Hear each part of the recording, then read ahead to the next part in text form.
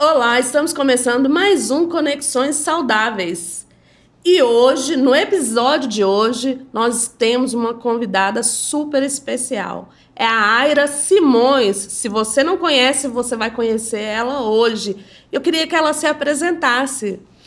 Olá, pessoal. Eu sou a Raira. Eu sou neuropsicóloga, tenho 38 anos, sou autista, tive meu diagnóstico descoberto há 5 anos. Trabalho no dia a dia com diagnóstico e reabilitação de pessoas, né, neurodivergentes também. E vim aqui com a Leila para bater um papo legal sobre as neurodivergências, né, Leila? E tem tanta coisa, gente, que a gente vai saber hoje sobre neurodivergência, sobre TDAH, sobre autismo. Muita dúvida vai ser tirada aqui. E se você já está aí no nosso canal, já manda mensagem aqui que a gente responde para você depois que nós terminarmos aqui, ou daqui a pouco a gente já vai responder aí as perguntas. Interage conosco aí. Então, Raira. Isso, eu falei Aira, é Raira. Sem problema. Então, Raira, deixa eu te falar. Eu queria te perguntar como que foi essa descoberta? Em primeiro lugar, de você ter descoberto que você é TEA. E a TEA está muito ligada ao TDAH, né? Como que foi esse diagnóstico? Sim. Assim que eu formei na faculdade de psicologia, eu entrei numa clínica onde existiam 2 especialistas em autismo feminino adulto. E conforme eu trabalhei lá, elas me chamaram para conversar e pediram para eu poder manter a mente aberta, porque eu tinha algumas características que elas achavam que era do autismo e que eu deveria buscar uma profissional de fora, né, porque eu trabalhava lá, não podia fazer, para poder fazer a avaliação. O engraçado, Leila, é que desde muito nova eu sempre tive características peculiares, assim, eu era chamada de estranha, esquisita na escola, os meus gostos eram diferentes, eu tinha dificuldade de relacionamento interpessoal, então eu sempre me senti diferente, né? E durante a vida toda, desde os 15 anos, eu comecei a utilizar medicações para depressão, porque é muito comum que uma pessoa que nasça com autismo, ela desenvolva depressão principalmente nessa fase da pré-adolescência, que é quando ela começa a se confrontar com o outro, ela começa a se comparar com o outro, e ela vê que ela tem limitações. Às vezes ela não consegue ser tão sociável, às vezes ela não consegue manter relacionamentos, e aí surge a cobrança, a autocrítica, e aí gera, né, os conflitos internos que levam à depressão. Passei por inúmeros médicos durante a vida toda, praticamente. Tive diagnóstico de transtorno de personalidade borderline por um psiquiatra, por outro, bipolaridade, por outro, transtorno depressivo maior. Tomei quase todas as medicações que existem. Ficava bem um tempo, depois voltava pior, né? Porque não era, de fato, o diagnóstico correto. E aí, quando eu descobri o autismo, assim, a minha vida fez sentido. Até ter o diagnóstico, eu estava com 27 anos. A minha vida estava estagnada. Eu era formada em psicologia, mas antes eu trabalhava como corretora de seguros e eu ganhava bem, mas eu não me sentia feliz. Eu mudava sempre de emprego, eu não tinha relacionamentos saudáveis. A minha família costumava falar que eu tinha uma personalidade forte, um gênio difícil. Então, conviver era complicado. No meio familiar, eles percebem muitas coisas, Muito. né?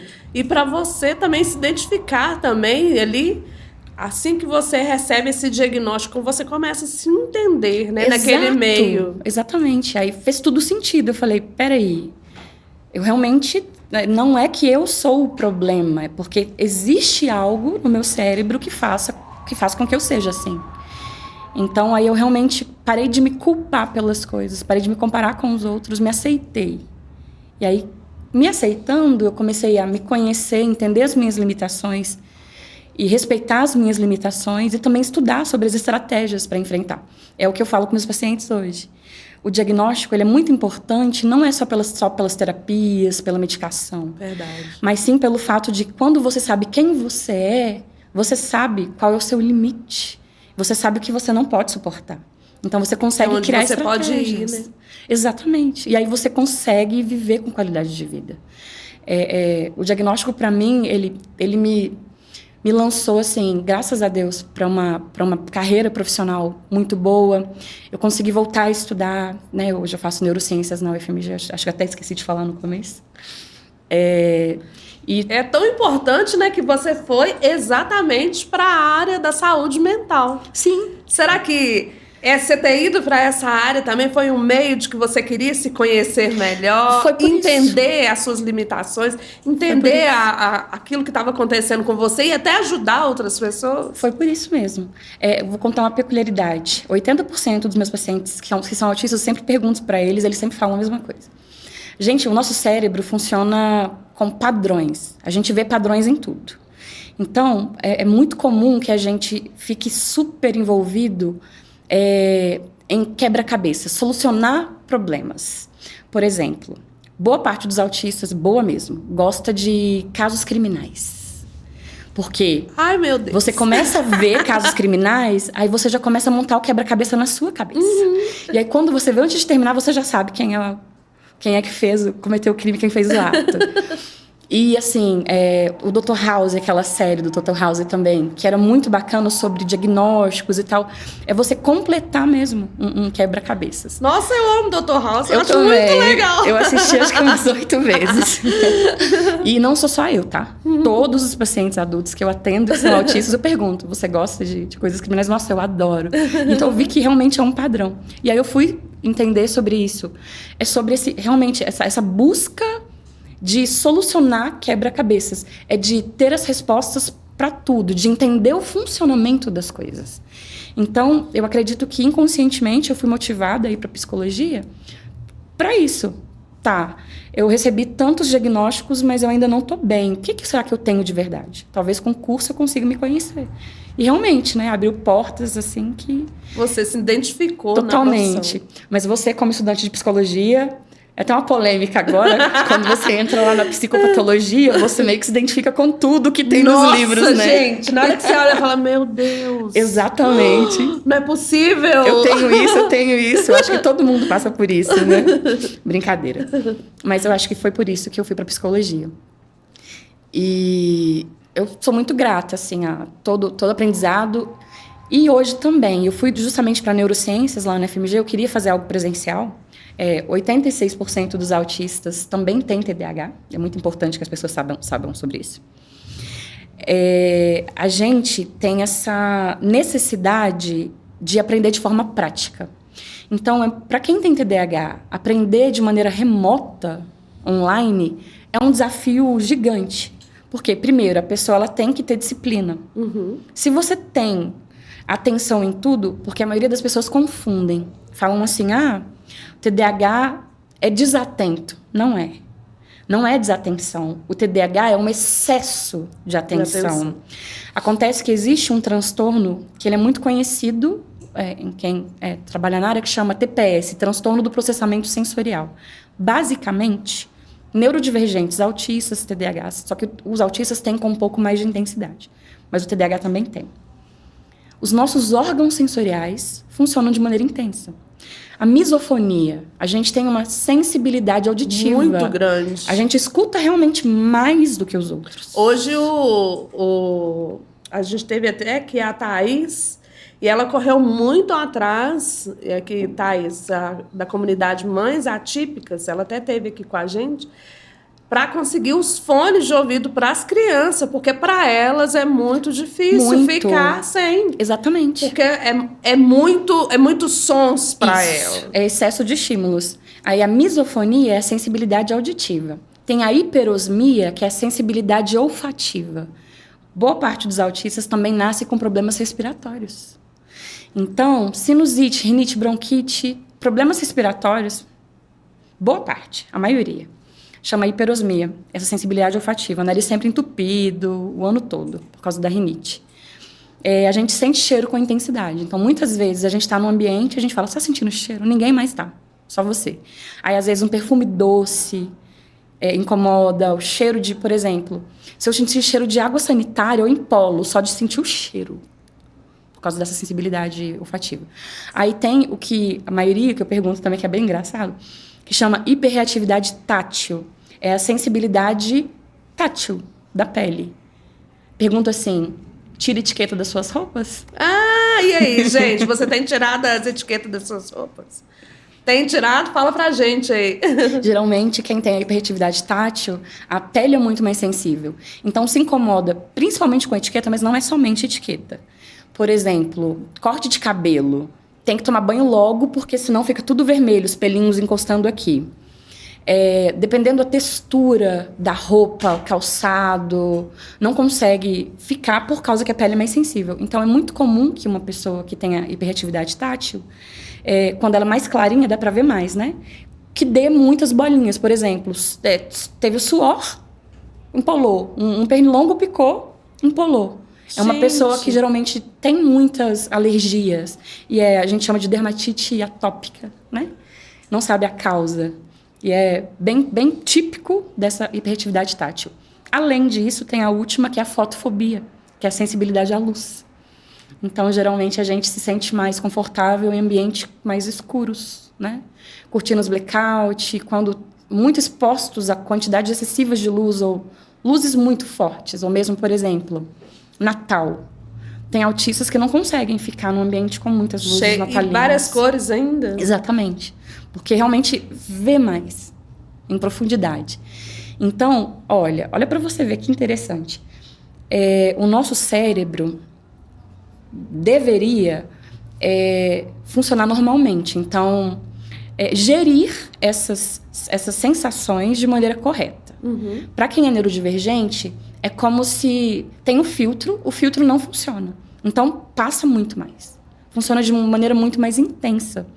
Então, quando fala assim, ele estava bem, de repente não estava bem. Às vezes, você está num ambiente e aí as pessoas estão cochichando, ou então tem um cheiro forte, ou então um excesso de luz. Muitas pessoas que dá aquele calor também, que é a questão tátil do excesso do calor. Isso tudo pode sobrecarregar o nosso cérebro.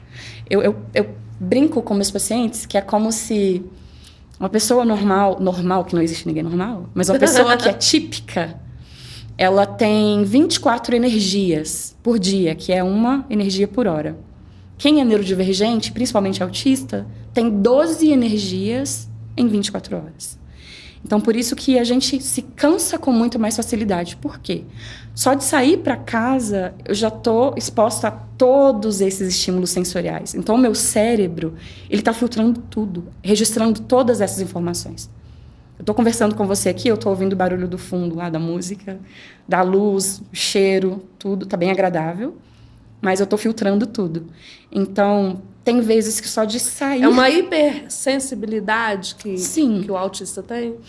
Por causa desse transtorno do processamento sensorial, né? Então, as nossas sensações, elas são mais intensas, os nossos órgãos sensoriais funcionam de maneira mais intensa. Gente, se você passou por isso, ou se você está na dúvida, nós estamos aqui com a Raira para tirar suas dúvidas. Entra aí, manda suas dúvidas, que depois, né, Raira, você vai entrar e vai responder lá para vocês. E nós estamos falando, né, sobre isso, mas e as emoções? Porque a gente vê muita criança que desregula por conta do ambiente, tá bem, de repente não está mais, dá crises, né? Sim. Às vezes vai para um shopping ou vai para um ambiente que tem mais pessoas, desregula o emocional deles ali, eles dão crise ali. Sim. E ali, como que é que funciona? É dentro do sistema límbico que tem esse... Você consegue me explicar? Sim, na verdade, a questão do sistema límbico, ela é alterada quando há essa sobrecarga sensorial mesmo, né? Então, quando você se sente sensorial, ela pode ser tanto no limiar das questões externas, quanto internas. Por exemplo, a rigidez cognitiva, que é um termo muito comum no autismo. É bem parecido com a baixa tolerância à frustração de quem tem TDAH. Basicamente, a gente precisa de previsibilidade.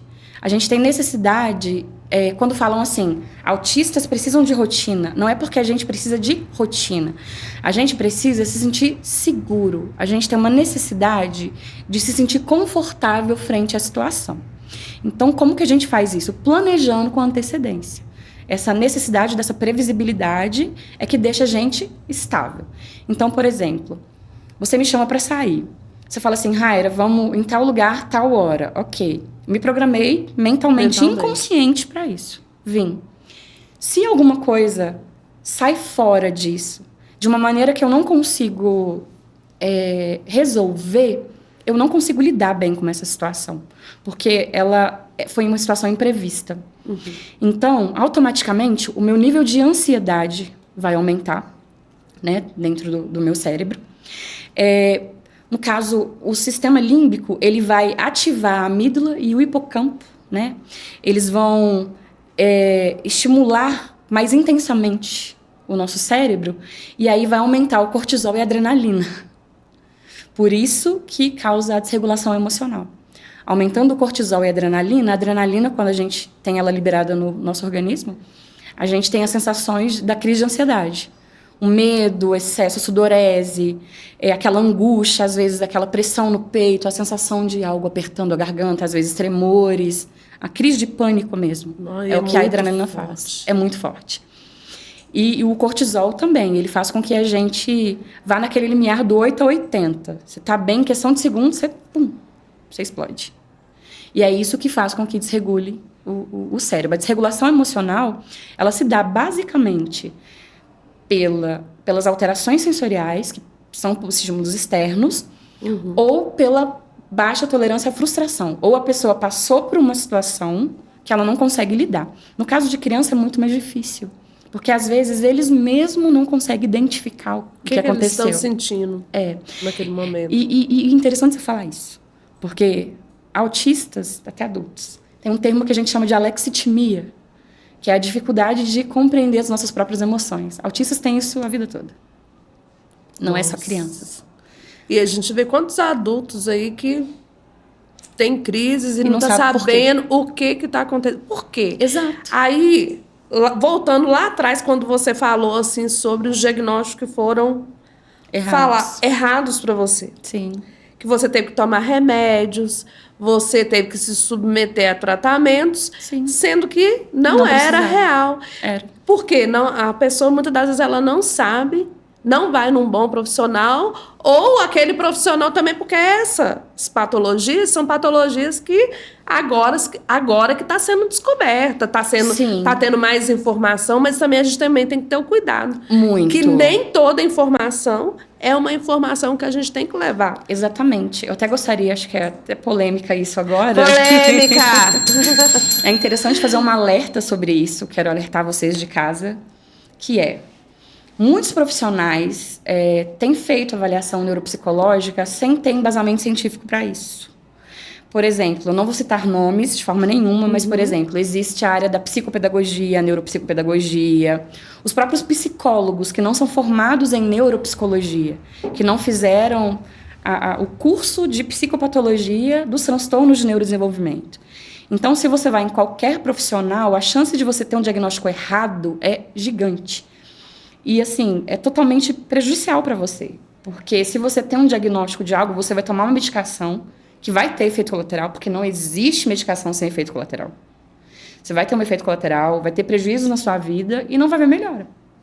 Então, é muito melhor você fazer uma busca consciente, procurar se orientar mesmo, procurar pessoas. Você conhece alguém que trabalha nessa área, que tem um bom atendimento? Olhar no Google, tem as avaliações também, naquele Reclame Aqui. Eu acho muito importante, principalmente em criança. Porque eu vejo um excesso de diagnósticos, principalmente de TDAH. Nossa! E crianças que são excesso de tela. Eu recebo muitos pais, que vêm, o filho está hiperativo, mas é super estimulado o tempo todo. Fica mexendo no telefone o dia inteiro, o cérebro dele não para. Aí como que quer que a criança consegue se concentrar na escola, que consegue fazer a rotina? É quase impossível. É impossível. Eles mesmos vão perdendo o controle mesmo sobre aquilo que eles estão fazendo, porque aquilo ali traz satisfação, que é a dopamina. E aí pra você ver que interessante. Dopamina em cima de dopamina, sem a neurociência do marketing. Controle. A neurociência do marketing, que fez o TikTok, que fez esses videozinhos de... São quantos segundos? 30 segundos. 30. Então, eles estudaram e descobriram que o nosso cérebro consegue liberar uma carga de dopamina a cada 30 segundos. Por isso que os vídeos são de 30 segundos. Olha só, tá vendo? Tem Neurociências do todo marketing. um algoritmo aí trabalhando para o seu filho, mas deixa eu te falar, tem a ver com o crescimento daquela plataforma.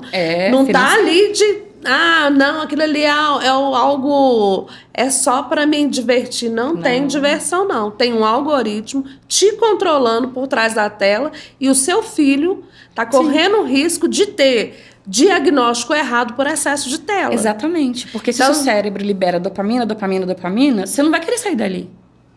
Prazer traz prazer. Pra que você vai querer sair dali? Tem como. E a vida, gente, não é tela. E aí eu vou falar para você, adolescente, para você, adulto, para você...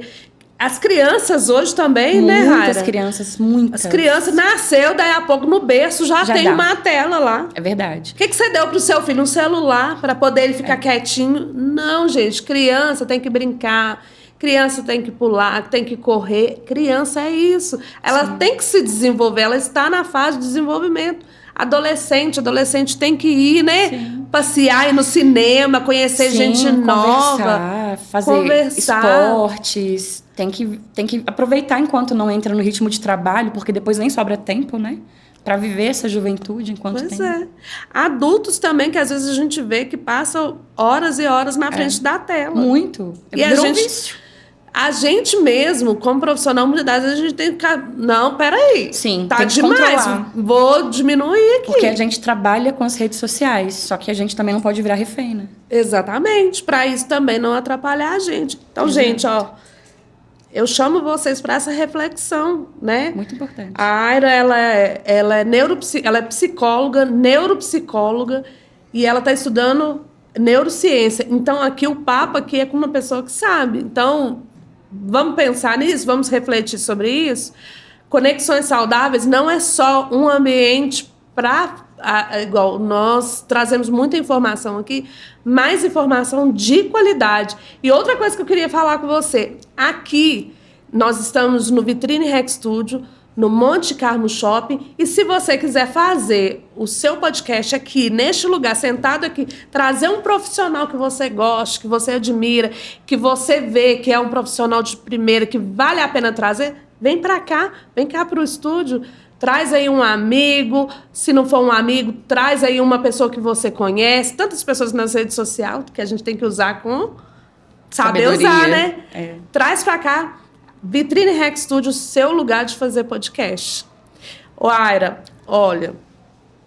nós, voltando aqui da questão das telas, a gente trouxe aqui até a Catiana, ela é neuropsicopedagoga, e ela trouxe essa questão das telas. Eu acho que nós estudamos juntas. Estudou? Ela tem cabelo curtinho. Nós estudamos juntas. E ela assim, ela é... Muito boa. Muito boa. Excelente. E ela trouxe muito essa questão, porque ela falou o seguinte, que todas as vezes que a mãe leva lá para poder fazer um psicodiagnóstico ou dar uma avaliada, ela... Olha, primeiro, a questão da tela, como que tá? Sim. Sua relação com as telas? Porque é algo muito sério. Sim, a primeira coisa que eu falo para os pais quando vou fazer a avaliação, eu pergunto a questão da higiene do sono. Como que é a higiene do sono dessa criança? Usa a tela até que horas? Por quê? O nosso cérebro, basicamente, eu uso muito metáforas, né? Para poder explicar aos pacientes. Basicamente, se você usa o telefone antes de dormir, é como se a tela azul do seu telefone, ela acendesse uma lanterninha ali dentro do seu cérebro, que fala assim, ó, fica acordado, fica acordado. Aí você vai dormir, só que você vai dormir num estado de superexcitabilidade. Então, você vai ter dificuldade para entrar no sono REM. E aí vai ter... É o sono profundo. Exato. Que é onde as nossas informações do dia são consolidadas. Como que a gente aprende? A gente faz tudo durante o dia. É durante o período do sono que a gente vai dormir, vai entrar no sono REM. E aí o nosso hipocampo vai pegar a memória recente do curto prazo e vai passar para a memória de longo prazo. Vai descartar o que ele acha que não é viável e vai colocar o que ele acha que é importante dentro dessa memória. Então, se você tem dificuldade para entrar no sono REM, se você dorme naquele estado de superexcitabilidade, você vai dormir, vai acordar se sentindo cansado, não vai ter aprendizagem e a memória só vai piorar cada vez mais. E tem outras coisas também. Se você não dorme bem, o doutor Camilo falou aqui, Sim, né? Ó, chance de demência. Demência aí, ó, demais. Muitas. Parkinson. Também, todos os Alzheimer. doentes, Você é adulto, presta atenção nisso aí. Tem que cuidar da saúde. Sim. Não só física, mas mental também. Exatamente. A higiene do sono, para quem não sabe, basicamente é parar de fazer o uso de qualquer tela pelo menos 1 hora antes de dormir. Vai dormir, tá sem sono? Vai ler um livro. Sabe? Mas não liga a televisão. Ou então, se liga a televisão, coloca um barulho, sei lá, de chuva. Falei com você, eu adoro chuva, né? É até gostoso, né? É gostoso, você relaxa. Mas não assiste nada, nenhuma tela. Faz alguma outra coisa, vai fazer um jogo que você vai ter que pensar, mas nada que vai excitar tanto o seu cérebro. Aí você consegue dormir melhor e ter essa higiene do sono. Dormir bem, acordar bem, mais disposto e tendo feito a aprendizagem que você precisava na noite anterior. Ô, Raira, falando sobre a alegria das crianças neurodivergentes, como que uma mãe, por exemplo, poderia trabalhar isso em casa? Trabalhar o emocional dessa criança que às vezes tem crises, até ela mesma, porque hoje, gente, a gente tem que pensar que não só a criança precisa de ser atendida, mas os pais também, porque para a mãe é muito difícil também estar naquele ambiente, é difícil para ela também estar ali, porque ela tem que viver em prol dessa criança que necessita desse cuidado. Exatamente. Com mais proximidade. Então, é de fundamental importância você entender. E aí, falando também, né, Aira, você me disse que você tem um filho? Sim, eu tenho um filho de 16 anos. 16 anos. Ele também foi diagnosticado? Ele também foi o ano passado. Ele também tem, além do autismo, TDAH e dislexia, que é um pouco mais complexo ainda, para a questão da aprendizagem, né? Basicamente, o cérebro dele lê uma coisa e ele entende outra. É um erro de processamento na dislexia. Transtorno de aprendizagem. Acho que não sei se a Catiane conversou com você sobre isso, não? Ela trouxe várias coisas aqui, falou sobre o transtorno de aprendizagem, dislexia. Transtorno Isso. de aprendizagem. Isso. Eu lembro, sim, que ela falou muito a respeito disso também, que ela trata muitos pacientes nessa área, porque ela dá área muito escolar. Importante. No nosso trabalho, ele é conjunto, é um trabalho multiprofissional. Toda vez que um paciente vem para mim fazer o diagnóstico, geralmente ele sai de lá com encaminhamentos para fazer neuropsicopedagogia, psicólogo, se tiver problema de linguagem, fonoaudiólogo, se tiver problema na questão dos relacionamentos ou sensoriais, terapia ocupacional. Então, basicamente, neurologista, né? Tem vários psiquiatras que são excelentes, mas a maioria das pessoas não sabem. Os transtornos de neurodesenvolvimento, autismo e TDAH, eles são da área neurológica, né? Então, os neurologistas estão bem preparados também para poder atender. Nesse sentido. É interessante a gente saber disso também, porque às vezes a mãe fica já leva no psiquiatra. Meio perdida ali, já leva no psiquiatra. Exatamente. No entanto, tem outros profissionais que vai conduzir esse paciente da forma correta. Exatamente. Até chegar. O neurologista é que vai decidir se realmente precisa de medicação ou não. Mas voltando ao que você tinha perguntado sobre a questão da alegria. A gente estava falando sobre dessa regulação da criança. Isso. E, assim, eu vejo que as mães têm essa dificuldade. Sim. Já aconteceu aqui mesmo no estúdio, de uma criança entrou aqui, nesse dia eu nem estava aqui não, o clínico que comentou comigo. E essa criança, ela chegou e ela estava agitada, e a mãe chegou perto, conversou com ele baixo, ele acalmou, foi acalmando. Sim. Até um rapaz. Então, assim, você vê que é necessário. No caso dela, ela sabia, mas eu conheço muitas pessoas que têm muita essa dificuldade. O que acontece? Basicamente, neurodivergentes, a gente tem uma alteração na intensidade, né, do funcionamento, a modulação do nosso núcleo, que a gente chama núcleo accumbens, que é onde tem o sistema dopaminérgico, que é o prazer, né, e na amígdala, também é responsável pela sensação de ameaça. Então, os circuitos límbicos deles, eles funcionam, são semelhantes, mas funcionam de maneira muito mais intensa na neurodivergência. Por isso que a gente sente tanto essas emoções de maneira extrema. Existe uma área do cérebro que chama controle inibitório. Ela é como se fosse um freio responsável por inibir os nossos impulsos, né? Geralmente ela é totalmente formada por volta de 24 anos, 24 a 26 anos. É o córtex pré-frontal, né? Aqui na parte da frente. As crianças geralmente não têm, mas os autistas, as pessoas com TDAH, elas já não têm esse bom funcionamento, mesmo já tendo a idade dele totalmente formado. Então, basicamente, uma pessoa com TDAH, geralmente as coisas têm que ser da maneira dela, a hora que ela quer e do jeito que ela quer. Se não for, ela se frustra totalmente. E aí, o nível de intensidade que ela sente daquela emoção é muito superior à própria situação. Às vezes, a coisa é mínima, mas para ela é como se fosse o fim do mundo. Mas ela sente isso como se fosse o fim do mundo mesmo. Devido a essa sensação extrema de ansiedade, de alegria, de raiva, de tudo. Por causa desse super funcionamento aí, né, dos estímulos na questão do núcleo accumbens e da amígdala. E aí, uma das possibilidades de ajudar as mães a tentar ajudar os filhos a se regularem melhor é tentar conhecer como que é a estratégia de conforto, como que essa criança se sente segura, como que ela se sente confortável. Porque o autismo ele é um espectro, né? Cada autista tem suas próprias características, tem muitas características semelhantes. Mas alguns, por exemplo, numa crise, se sentem super confortáveis se alguém chegar e abraçar com muita força. Alguns não suportam toque físico, né? Então, precisa que alguém, que ele seja referência, né? Mãe, alguém que seja próximo, chegue para falar com uma voz, um tom de voz baixo, calmo, para tentar acalmar. Outros precisam se isolar. Outros precisam extravasar as emoções. Então, por exemplo, eu sempre fui julgada como uma pessoa muito sentimental quando eu era mais nova. Porque eu era a pessoa que chorava por tudo. Você é muito sentimental, você chora por tudo. E aí eu descobri que o meu choro era uma crise de multidão. Toda vez que eu não sabia lidar com a frustração, eu chorava. Aí, depois que eu tive o diagnóstico, nunca mais tive crise de choro. Porque aí eu descobri o porquê que era. E criei as estratégias. Por exemplo, uma coisa que me incomoda muito, pegar um transporte público, se tiver muitas pessoas no horário de pico. Eu sinto muito calor com intensidade. E aí os alunos saem mais ou menos 6 horas, então aquele tanto de...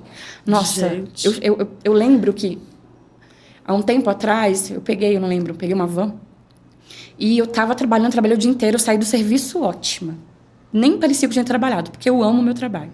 Não me sinto trabalhando. Mas peguei a van, fiquei 15 minutos. Quando eu cheguei em casa, eu cheguei com a sensação de que eu tinha trabalhado de carpir lote o dia inteiro. Como se eu tivesse chegado do sol. Cansaço físico e mental.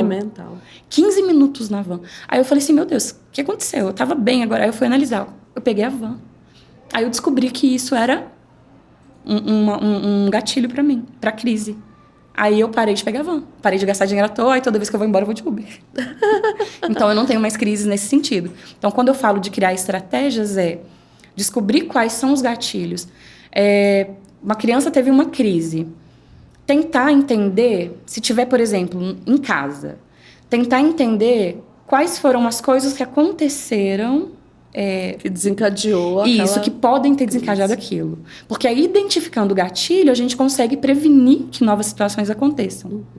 Existem várias formas de prevenir. Isso é uma forma de cuidado, né? Totalmente. E de regulação, porque aquela criança ela vai se sentir acolhida. Sim. Até a gente como adulto, né? Quem tem, né, esse diagnóstico, a família saber que dessa forma ele vai ajudar aquela pessoa. Muito. Vai tranquilizar, não expor essa pessoa, por exemplo, em ambientes caóticos, que para ela é difícil. Exatamente. Por exemplo, crianças que têm muita sensibilidade auditiva, os pais nunca podem sair de casa sem um fone que diminui o nível de decibéis. Inclusive, tem muitos fones hoje, até na Shopee, que você consegue comprar barato, que diminuem a intensidade do som, né? Então, você coloca e aí você continua ouvindo, só que bem mais baixo. Aí você consegue estar em qualquer contexto, no meio de uma bagunça, e consegue ficar. Às vezes pode ser um excesso de barulho que faça com que essa criança, com que o adolescente se desregule e ele mesmo não sabe. Então, é importante tentar analisar as características pessoais. Tá, como que meu filho está na escola? Como que ele se sente? Se sente confortável? Está com dificuldade de aprendizagem por quê? Está com dificuldade na prova? Será que é porque ele se sente pressionado? Ou será que é porque os coleguinhas ficam cochichando e ele não consegue se concentrar? Tentar entender exatamente em qual situação que aquela criança, aquele adolescente está vivendo, para que existam essas estratégias. Existe o PEI hoje, que é o AE também, que é o Plano de Estudo Individualizado, né? A gente tem uma lei tanto para o autismo, que dá o direito... Bom, né? Graças a Deus, né? Graças a Deus. Dá o direito ao acompanhante pedagógico, mas nem todos precisam. Mas também tem a lei que para neurodivergentes que têm TDAH e transtornos de aprendizagem, que dá direito a esse plano de estudo individualizado. Vou ser bem sincera com vocês, pais de casa agora. Vocês precisam ser os pais chatos, as mães chatas. Vocês têm que ficar na escola insistindo, senão a escola não faz. Mas se vocês ficarem insistindo, tem a lei, eles cumprem, tá bom? É importante saber, porque se você sabe, você consegue provar. Tem a lei, tem que cumprir. E aí, o que essa lei garante? Se o meu filho não se sente confortável na escola, na hora da prova, porque é um excesso de barulho, ele não consegue se concentrar, ele tem direito a fazer a prova num lugar separado. Às vezes numa biblioteca, às vezes na direção, às vezes em qualquer outro lugar.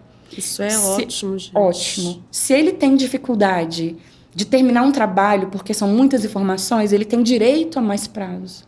Se ele tem dificuldade de interpretação, de compreensão, a prova dele tem que ser adaptada. Tem que colocar numa linguagem um pouco menos... um pouco mais tranquila, digamos assim, né? Mais prática e menos teórica, para que ele consiga fazer sem problema. Existe também escolas que hoje se adaptaram para atender essas crianças neurodivergentes. Por exemplo, eu tenho muitos pacientes no Instituto IFMG, Instituto Federal, né? Aqui, UF. Tem vários autistas lá, adolescentes. E a maioria deles tem muita sensibilidade auditiva. Então, eles não conseguiam ficar na sala com os outros alunos por causa do barulho. E aí eu fiz um relatório e a escola acolheu e todos eles agora podem usar o fone. Que legal, mas aí não é de gente. música, é o fone só para poder diminuir a intensidade do som. E aí melhoraram assim nas provas, melhoraram na própria socialização com os colegas. Porque ficou confortável. Mais agradável para eles aquele ambiente, né? Sim. Que era provavelmente Muito difícil, né? muito desafiador. Muito desafiador, muito complicado para eles. Sim. Né? Então, assim, eu acho que a gente tem que ir atrás das informações, né? Aí eu queria te perguntar, o cortisol e a adrenalina têm um papel maior em situações de estresse para os autistas e Sim, o TDAH? igual eu falei no início, né? Quando tem essa sobrecarga sensorial, o sistema límbico, né? A amígdala, o hipocampo, eles recebem os sinais mais intensos. Então, quando a gente recebe esse sinal mais intenso, essa excitação autonômica e a liberação do cortisol e adrenalina, ela vem assim, tipo, jorrando de uma vez. E aí, por isso que aumenta... Bem tão intenso. Bem tão forte, né? Isso. Por isso que a gente é propenso a desenvolver burnout, o TAG, que é o transtorno de ansiedade generalizada, por causa dessa possibilidade de sentir essas sensações, emoções extremas. Você tem visto muita camuflagem dos adultos para poder... nesse impacto emocional? Muito. O tempo todo. O tempo todo. É engraçado porque a maioria das pessoas que eu pego para avaliar no consultório, as mães levam os filhos, né? A maioria. E aí, quando eu vou dar o diagnóstico, eu sempre explico muito bem detalhado. E aí, a mãe e o pai falam assim, mas eu sou assim também. Ah, não, mas eu não sou autista. Eu consigo olhar nos olhos, eu consigo conversar, eu consigo trabalhar. Eu falei, tá, eu também consigo tudo isso. O autismo não é isso, não é olhar nos olhos. Eu vou tentar explicar de uma forma mais fácil para a gente conseguir definir o que seria o autismo. O autismo é um excesso de características humanas que fazem com que a gente tenha o diagnóstico. Por exemplo, gostos limitados. Geralmente, autistas gostam de coisas específicas, só que gostam muito. Se deixar, a gente só fala sobre aquilo o tempo todo. Eu só consegui formar na faculdade porque era um hiperfoco. Graças a Deus. E aí, os gostos limitados não é só nisso. Por exemplo, usa os mesmos tipos de roupa. Ou então, tem várias roupas, usa as mesmas. Usa os mesmos tipos de calçado. Gosta dos mesmos tipos de comida. Ouvem os mesmos tipos de música ou fazem playlists de acordo com o humor. Então, assim, sempre estão trocando, mas sempre são as mesmas. Vão ouvindo, sempre são as mesmas. Então, assim, quando você vê, ó, eu gosto das mesmas músicas, dos mesmos tipos de roupa, mesmo tipo de comida, eu gosto de ir nos mesmos lugares. Gosto limitado. Movimentos repetitivos, que são as estereotipias. Eu estava até com a mãozinha escondida aqui para ninguém ver. Isso é bem pessoal. As estereotipias geralmente acontecem mais quando a gente não está regulado emocionalmente. Quando a gente se sente sob pressão, quando a gente se sente ansioso. Nas crianças, como elas ainda estão em processo de formação, até do córtex pré-frontal, elas ainda não têm, né, essa questão de controlar as emoções. Então, elas têm mais estereotipias e aí vão perdendo ao longo do crescimento e vão diminuindo na vida adulta. Uma das minhas estereotipias que quase ninguém percebe, eu fico girando caneta no consultório quando eu fico conversando com os pacientes. Aí eu fico girando caneta porque aí ninguém vai perceber que é uma estereotipia, porque é uma coisa simples. Quando eu ando na rua, eu coloco a mão no bolso. Você falou que me viu cantando, eu adoro cantar, né? Quando eu tô cantando, eu geralmente gosto de segurar uma coisa. Às vezes eu nem tô bebendo, mas eu tô segurando um copo de cerveja. Porque senão... Dá segurança? Não, porque senão minha mão começa a fazer as estereotipias. Tá. Porque a situação da exposição me traz uma insegurança. Apesar de eu amar cantar, eu me sinto exposta. Então, se eu tô com a mão livre, pode ver os livros, os vídeos que eu tenho, que eu tô com a mão livre, todos eu tô fazendo movimento repetitivo com a mão. Se eu tô com um copo, eu não faço. Então, isso é um tipo de camuflagem também. Eu entendi que as pessoas vão me olhar estranho, porque existe preconceito. Ainda existe preconceito. Muito. Então, eu tento... Hoje em dia, eu não tento tanto me adaptar à vontade dos outros, não é isso. Mas eu tento me adaptar a situações. Eu tento ser o mais sociável possível que eu posso. Então, eu tento camuflar bastante os meus comportamentos para que as pessoas não me olhem estranho, sabe? Já tive paciente uma vez que chegou... Perdoa.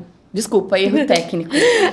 Já tive paciente que chegou no consultório e falou assim, mas você é autista, você se sente apta a fazer diagnóstico? Eu falei, mas eu sinto tudo. Você está me falando tudo que você tem, eu tenho isso tudo. Eu consigo te compreender até mais, né? Você consegue compreender até mais quem tem. Exatamente, porque eu já passei por tudo isso. Ainda passo, só que menos, né? Só que a questão do diagnóstico é interessante porque meio que virou uma banalização, né? A gente vê hoje que todo mundo está se autodiagnosticando com as redes sociais. Tem um excesso de informações, muita gente ganhando dinheiro sem ter fundamentos éticos, sem ter fundamentos científicos do que estão falando. E aí eu não acho muito legal, sabe? Eu acho que a gente tem que ter cuidado com as informações que a gente acessa. Tem muitas informações. Então, para a gente buscar, a gente tem que ter certeza de que são de boas fontes, né? E não pegar tudo aquilo para você. Falam para mim assim, o autismo virou moda. Não virou moda. Sempre existiu. Aqui a gente tinha o hospital de Barbacena, né? Que tem até o filme da História da Loucura. Nossa, e quantas pessoas foram para lá? Quantas pessoas que existem mortas. Exatamente. Nas covas que são, como que fala? Esqueci a palavra. As covas coletivas. Existem várias pessoas que desapareceram, né? E até hoje não foram encontradas. Por quê? Basicamente, há um tempo atrás, quando existia o Hospital de Barbacena, se você era diferente, você já podia ser mandado para lá. Quantos autistas foram mandados para lá? Eu vejo, eu brinco que existe um sinônimo para o autismo que a gente ouve muito, a gente mesmo ouve muito desde de menina, assim. Sistemático. Sabe aquela pessoa que Exatamente. É sistemática? Autista. Sistemático é o quê? Rigidez cognitiva. Rigidez cognitiva, ela não te deixa ver mais de uma opção na sua frente. Às vezes você está com um problema, você tem 10 soluções, você vê uma que não funciona, mas para você é só aquela que funciona. A pessoa fala assim, por que você não tenta isso? Não, eu gosto desse jeito. Você não consegue ver. Teimosia é sistemática, falando tal de sistemático, você nem tem que ser do jeito dele. Do jeito que ele quer. Autismo. A sistematização, né? Essa necessidade de tudo ser... não é do jeito dele, é isso que eu te falei. A necessidade do conforto, da segurança. Se eu faço tudo da mesma forma sempre, eu sei o que esperar. Então, eu vou me sentir confortável. Agora, se eu não sei o que esperar, eu não vou ficar bem. Eu vou ficar ansiosa, aí eu não vou ter um bom resultado. Então, eu sempre planejo tudo de maneira antecipada, para que eu me sinta mais confortável possível. Daí você, mãe, que está em casa, você que está passando, né, por esse diagnóstico aí, né, fazendo os testes e tudo, você tem que ficar atento a isso. Já começar a pensar o que é que te regula, as coisas que você precisa de mudar, já mudar lá o jeito de ver, né? Igual aqui que a gente está falando, esse sistemático, né? Essa Sim. forma diferente de ver o mundo, de se comportar.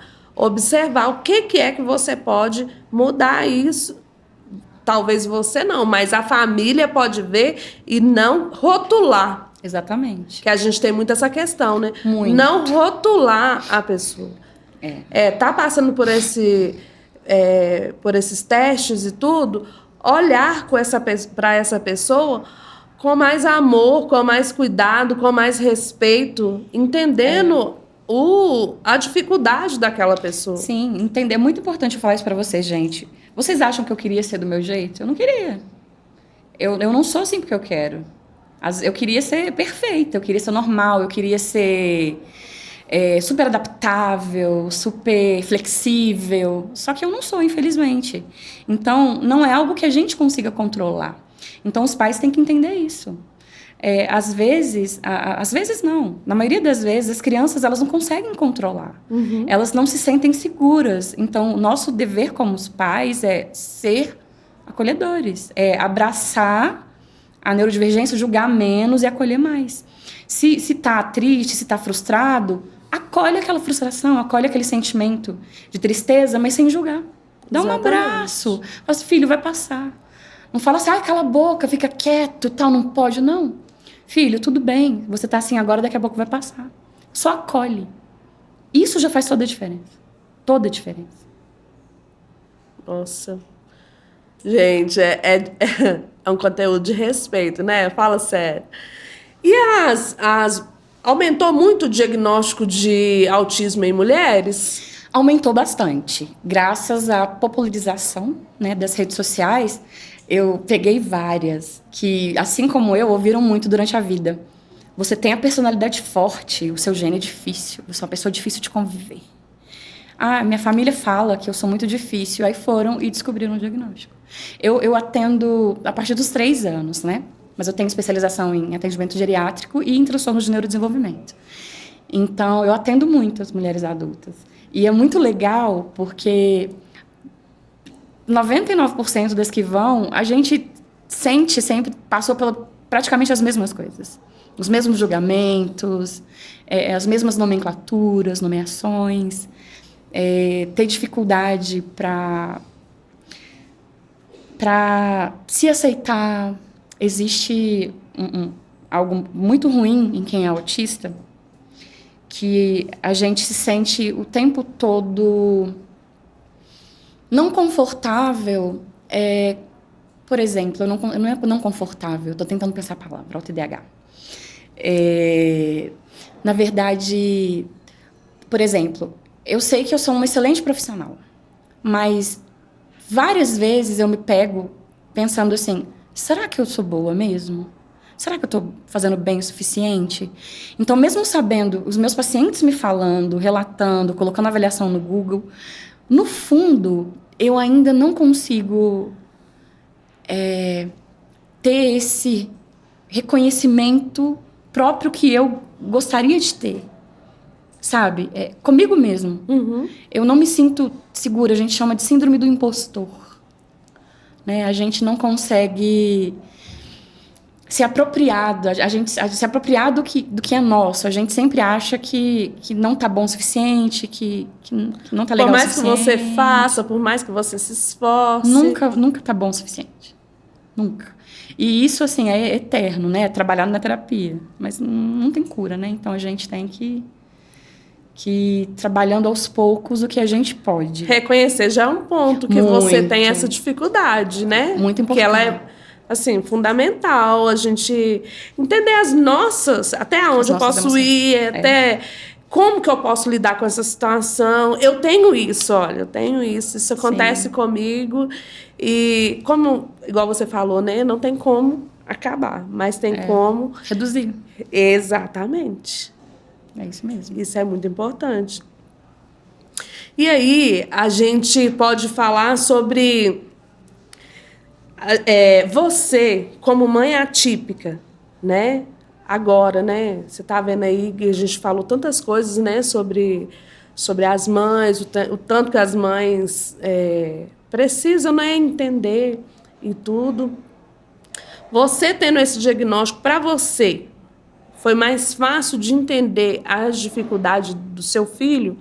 Porque por mais que você tenha a sua vida social, você tem... E aí precisa de uma atenção maior, né? Para esse filho. Sim. Não é mais fácil. Eu acredito que seja mais pesado do que o normal. Porque já é difícil para mim lidar comigo mesmo. E aí, eu lidando com outro que também tem as mesmas características que eu e as mesmas limitações que eu, acaba sendo um peso maior.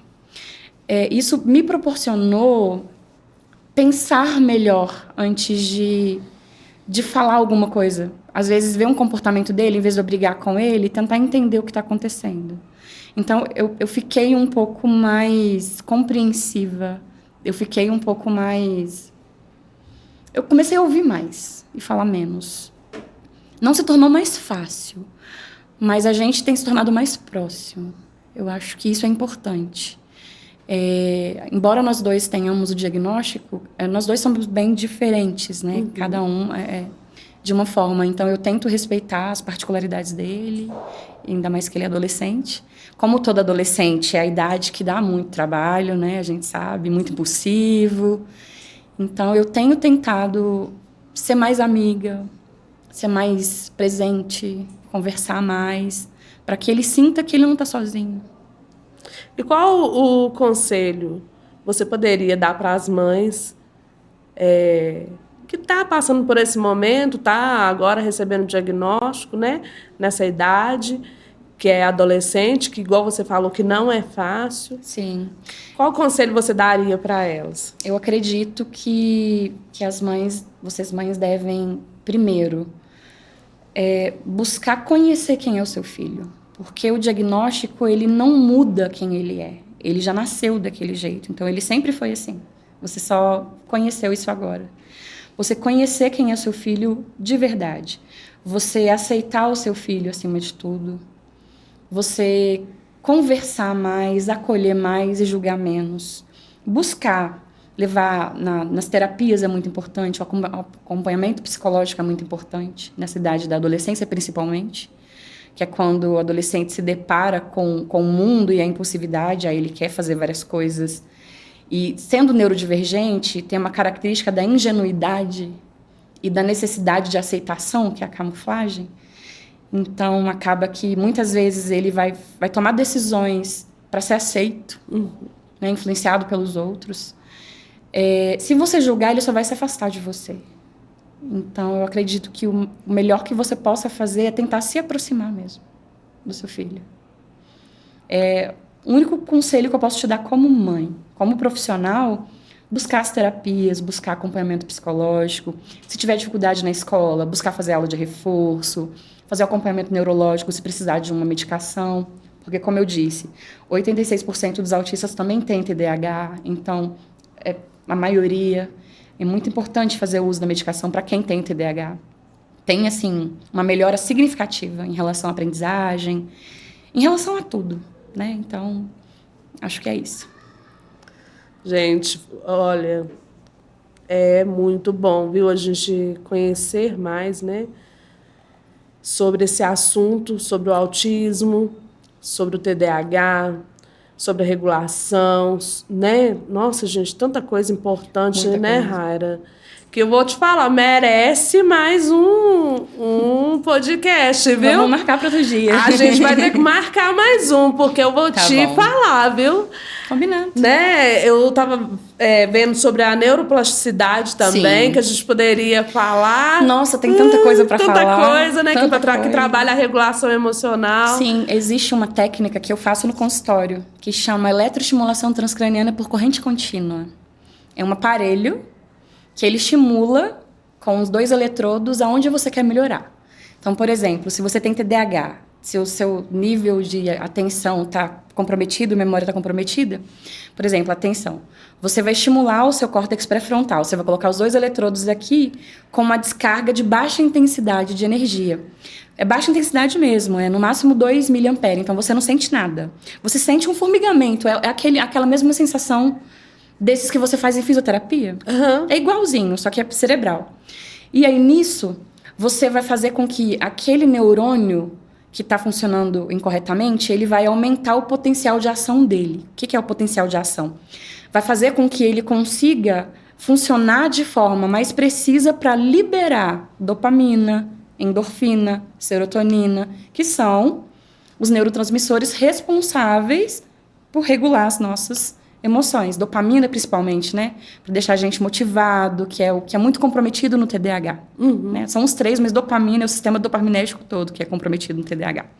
Então, é muito importante fazer esse tratamento. A gente consegue também ajudar muito na socialização, porque a gente consegue trabalhar a área da linguagem, a gente consegue trabalhar, por exemplo, já existem casos de crianças autistas não verbais, que fizeram 40 protocolos de estimulação transcraniana que começaram a falar. Você estimula o neurônio. Você imagina você, né? Eu, né? Como Sim. profissional.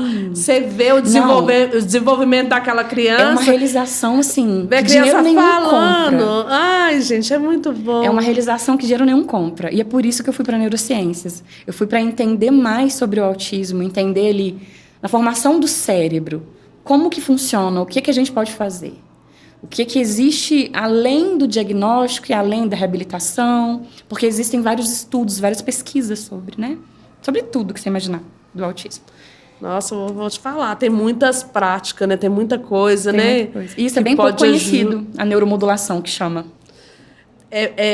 Tá vendo? E o conhecimento, gente, transforma. Porque a partir do momento que você tem essa percepção do seu filho, pode ser, né, que ele bebê, se você já começou a perceber algumas situações ali no comportamento, cresceu, e você vai... É a partir de quantos anos? A gente consegue a partir dos 3. 3 anos, já consegue já identificar, já consegue fazer um diagnóstico, né? Sim. Então, você imagina, olha aqui quantas coisas e o quanto você pode ajudar o seu filho.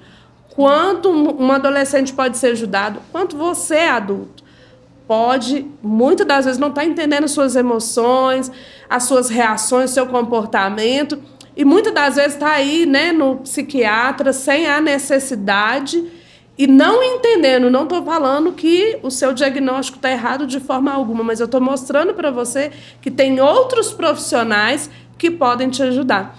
Então, você imagina, com o conhecimento, como que isso transforma as pessoas. Transforma totalmente. Eu melhorei, assim, eu me sinto curada. Nossa, isso é maravilhoso. De verdade. É a ciência, né? Sim. A ciência, é isso que a gente É maravilhoso. estuda, né? A gente acredita muito que a ciência, ela foi por meio de pesquisas, Exatamente. né? Não foi um conhecimento... Passado, não. Não. É assim, foi através de pesquisas, de muito estudo, que hoje está com tantas formas de poder te ajudar. Exatamente. Ô, Raira, vou falar com você. Se eu te falar, você não acredita. O quê? Que nós estamos finalizando o nosso podcast. Passou tão rápido, né? Foi muito rápido, É que foi gente. ótimo. Não acredito. Falar com você, viu? Eu tô aqui pensando, oh, meu Deus, eu quero ouvir mais. Porque foi um bate-papo gostoso. Foi mesmo. Foi muito bom conversar com você. Muito bom ouvir a sua vontade também, porque é tão gostoso quando você vê o profissional que ele faz porque ele gosta, né? Ele, assim, não é... Você vê a diferença. É diferente. Tem uma entrega, né? Sim, total. E assim, foi um prazer ter Foi você meu. Muito aqui obrigada. com a gente, né? Muito obrigada. E aí eu espero o próximo, então. Então vai ter o próximo, gente. Pode esperar que vai ter mais. A gente vai falar sobre muitas coisas novas que estão aparecendo aí como forma de cuidado. E aí, Raira, eu quero te passar para as considerações finais. Tá bom? Eu queria agradecer a oportunidade e falar para os pais em casa para poder... Se vocês não sabem que caminho seguir, buscar orientação, sabe? Se não tem um diagnóstico, buscar uma avaliação, fazer uma consulta com um profissional que entenda do assunto. Se você não se sente bem em relação a você mesmo, o atendimento psicológico é muito importante para que você consiga se conhecer melhor. Quem cuida também precisa ser cuidado, né? Então a gente vê muitas mães sofrendo, mães atípicas sofrendo muito, porque elas só cuidam dos filhos e não se cuidam.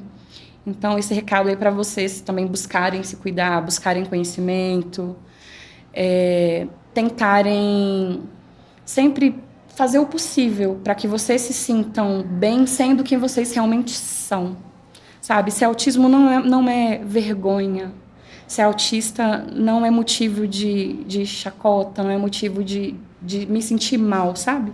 Se autista, para mim, é a capacidade de ver o mundo de uma maneira diferente. Então, eu espero que todos os autistas também se sintam acolhidos e se sintam assim, se vocês estiverem me assistindo. Muito obrigada. Deixa o Instagram.